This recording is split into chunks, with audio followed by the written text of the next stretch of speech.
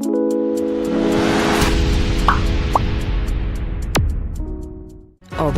adalah seni.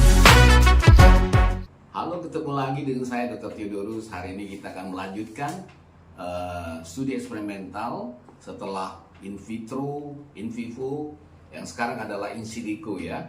In silico ini sesungguhnya sudah diperkenalkan oleh Pedro Miramontes tahun 89, seorang ahli matematika, dan baru dikembangkan software komputernya ya itu tahun 2009. Dan baru rame dibicarakan setelah COVID kemarin ya, 2019 ya. Kita kenal ada 3 obat ya yang secara in silico, misalnya chloroquine, ivermectin, dan terakhir adalah azithromycin yang dipakai sebagai anti COVID ya. Itu dulu kira-kira kenapa. Dan terakhir anjuran WHO in silico hanya digunakan pada kasus-kasus luar biasa seperti COVID kemarin ya. Tidak boleh dipakai untuk selanjutnya, hanya bersifat temporary. Jadi prinsip dasarnya adalah kalau untuk penemuan obat harus dari awal, dari in vivo, kemudian ke manusia. In silico hanya bersifat temporary selama obat untuk KLB belum ditemukan. Itu dulu ya. Di apa itu in silico? Ini kira-kira gambarannya untuk cara pembuatan proposalnya. Ini beberapa judul contoh daripada in silico ya. Misalnya Elena R. Ardiansah, investigasi dan interaksi in silico senyawa aktif 1, 8 sineol dari tanaman kunyit. Hasan M. Khan segala macam ya, in silico molecular docking and ADME T analysis at quantum compound with evaluation and broad spectrum therapeutics ya, in vitro and silico evaluation of GFR targeting activities of curcumin ya, Melinda T. Zainal, Fazri riset investigasi dan molecular docking senyawa aktif alpha tocopherol moringa falciparum ya dengan protease virus SARS-CoV-2 Omicron varian ya, 101Z menggunakan Pimol dan Pirex. Kemudian yang lain adalah kajian in silico aktivitas daripada ekstrak daun mangga sebagai antidiabetes tipe 2 ya.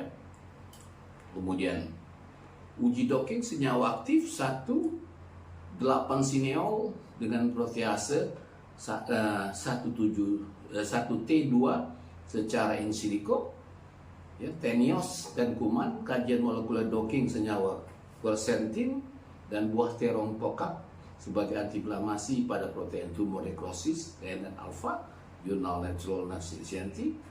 Kemudian in silico molecular modeling docking analysis in lung cancer cell protein ya.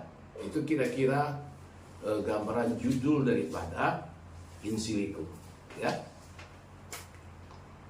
Nah, ini apa kira-kira yang biasa di kuliah awal saya ya, kira-kira ya, gambaran daripada hierarki daripada studi desain itu ya. Studi desain, jadi ada 2, deskriptif dan analitik. Dan analitik adalah yang kita bicarakan sekarang ini adalah yang eksperimental in vitro dan in silico sudah 2 minggu kemarin. Kemudian hari ini in silico, dan yang akan datang kita akan bicarakan tentang RCT ya, randomized control trial, uji klinik obat pada manusia. Yang sesungguhnya ada 2 ya, tolong diingat, uji klinik tanpa pembanding dan uji klinis dengan pembanding ya. Nah, ini latar belakangnya misalnya analisis in silico potensi senyawa curcumin sebagai penghambat epidermal growth faktor reseptor IGFR pada penyakit kanker payudara.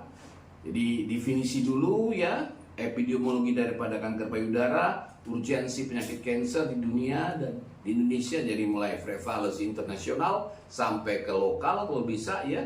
Jadi kita mengetahui istilah kerennya how magnitude the problem is. Berapa besar masalah itu ya. Kemudian patogenesis singkat kanker payudara berkaitan dengan IGFR dan dapat inhibisi reseptor terhadap resistance penyakit. Kemudian terapi farmakologis kanker payudara yang meliputi jenis contoh obat termasuk inhibitor terhadap IGFR dan keterbatasan kesulitan begitu terapi farmakologi tersebut ya yang sekarang yang ada gitu ya, baru potensi obat tradisional sebagai alternatif untuk terapi farmakologis ya kanker payudara dengan alasan pemilihan tanaman kunyit. Jadi apakah kalau kita ngomong herbal, jangan lupa taksonominya ya. Mungkin yang sekarang kelasnya di ordo sudah ada juga gitu. Jadi taksonomi daripada tumbuhan itu jangan lupa gitu ya. Kemudian baru senyawa aktif yang terkandung dalam kunyit ya yang dipakai untuk menekan daripada GFR tersebut. Bagaimana gitu ya. Dan terakhir nanti adalah alasan pentingnya penelitian ya, seperti yang saya selalu sebutkan sebelum-sebelumnya, ada 5 itu ya, alasan daripada evidence-based medicine, belum ada data, ya, conflicting data ya,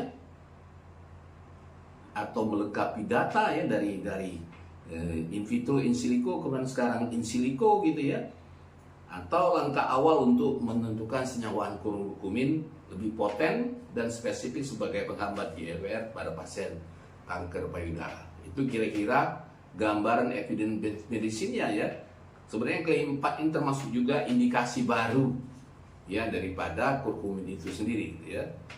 Nah, rumusan masalahnya apakah kurkumin memenuhi kriteria drug likeness menurut Lipinski Rule of Life ya.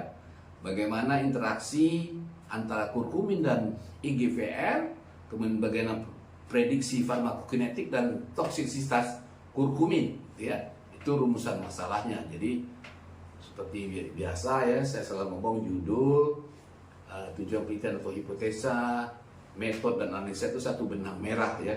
Begitu juga rumusan masalah antara judul dan tujuan penelitian. Jadi kalau rumusan masalah dalam bentuk pertanyaan, nanti tujuan penelitian dalam bentuk pernyataan gitu ya.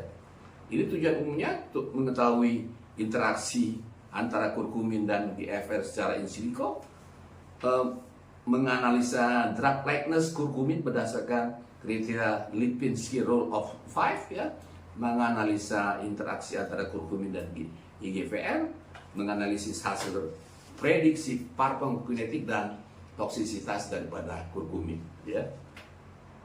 Kemudian ini manfaatnya biasa ya, teoritis, praktis, dan sosial. Jadi kepentingan teoritis secara farmakologi apa, klinisnya nanti sebagai dokter apa, dan terakhir terhadap pasiennya sendiri ya. Itu jangan lupa, dan ini kaitannya nanti setelah sekalian ditemukan, itu kaitannya nanti dengan saran ya. Kemudian baru kita masuk ke metode penelitian. Itu biasa ya. Jadi ini penelitian eksperimental berbasis komputer yang sudah saya ngomong tadi. Softwarenya sudah diketemukan tahun 2009, jadi sudah cukup lama ya, 14 tahun yang lalu gitu ya. Dilakukan di Laboratorium Komputer Fakultas Kedokteran pada bulan Juli 2023 sampai hingga November 2023. Sampel penelitian diambil dari database yang memuat senyawa aktif PubChem.org dan struktur protein ROS.org ya. Jadi itu yang kita ambil dari database ya. Jadi berdasarkan nanti komputerisasi semua ini ya. Variabel bebasnya senyawa kurkumin, variabel terikatnya dependennya berat molekuler ya, logaritma koefisien partisi, jumlah ikatan antara atom yang dapat berotasi, akseptor ikatan hidrogen ya, donor ikatan hidrogen, nilai Roth mean square, deviation, nilai afinitas, dan interaksi ikatan hidrogen dan interaksi hidrofobik gitu ya. Itu kira-kira gambaran daripada variabel daripada penelitian in silico ini gitu ya. Nah ini definisi operasionalnya ya, jadi agak beda sedikit dengan in vitro in silico. Itu parameter dan kriteria ukurnya dia pakai cuman simple saja begini ya. Parameter yang dipakai adalah berat molekul gitu ya, definisi kriteria ukurnya apa gitu ya, jadi lebih sederhana. Kalau definisi operasional daripada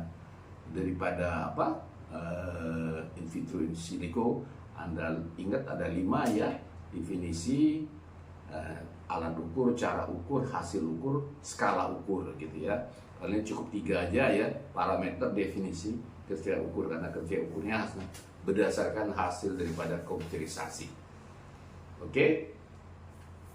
Bahan dan alat. Nah, jadi kita nanti tuliskan nama dan senyawa kode struktur protein RC CSB ID yang digunakan dalam penelitian, sertakan identifier atau ID yang jika diambil dari database. Kemudian khusus untuk struktur protein juga disantumkan referensi struktur protein tersebut, lihat publikasi yang tertera pada database gitu. Kemudian sebagai contoh, kurkumin ini kalau di obat adalah kita ATC number gitu ya, komputer ID 969516 dan epidermal growth factor receptor PDB ID 1M17 gitu ya. Tuliskan nama database, website, web tools dan program, sertakan software version yang digunakan dalam penelitian. Cantumkan referensi untuk website, web tools dan program, sebagai contoh AdMedLab, PMOL dan AutoDocFina gitu ya. Itu kira-kira bahan dan alat, sama seperti kemarin juga kali pada in vitro kita juga gambarkan nanti ATCC daripada bakteri atau mikroorganisme yang kita pakai gitu ya. Jadi baru nanti ke prosedur kerja atau SOP, cara kerja. Jelaskan secara rinci langkah pengerjaan software setting dan parameter setting yang diaplikasikan dalam penentukan drug likeness, molecular docking, analisis interaksi, hasil docking, serta prediksi farmakokinetiknya dan toksisitas berbasiskan komputer tadi gitu ya. Hal ini penting untuk nantinya kita mengetahui reproduksibilitas daripada penelitian itu ya. Dan hasil penelitiannya ini nanti ya, berapa Dalton gitu ya. Rumusan masalah pertama memerlukan analisis drug likeness senyawa kurkumin berdasarkan kriteria Lipinski Rule of 5. Oleh karena itu hasil penelitian harus membuat tabel di bawah ini ya.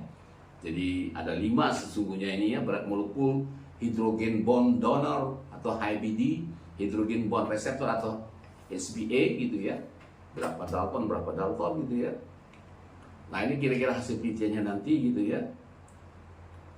Jadi apa kira-kira akan dapat gambaran seperti ini ya. Jadi belum benar bentuk. Untuk menjawab rumusan masalah kedua diperlukan hasil molecular docking dan analisis interaksi antara kurkumin dan IGFR. Contoh datanya dapat dilihat pada tabel dan gambar ini ya. Ini gambaran binding energinya untuk ligannya, dan ini adalah untuk penggambaran daripada analisis interaksi kurkumin dan GFR-nya, bagaimana interaksinya di gambar ini ya. Itu kita lihat bisa sumber yang et al gitu ya. Itu kira-kira gambaran daripada hasil daripada in silico. Ini parameternya 5 tadi gitu ya, yang berdasarkan Lipinski tadi. Absorpsi intestinal 0,06 gitu, terus distribusi, metabolisme, ekskresi dan toksisitas, ADME gitu ya, ditambah toksisitas. Hepatotoksiknya 0,475 dan inhibisi HERG itu kira-kira 0,214. Ya, ini gambarannya ya. Nah ini daftar pustakanya. Jadi itu dulu yang bisa saya sampaikan tentang in silico. Terima kasih telah menonton. Jangan lupa subscribe, like, and share. Dan ciao.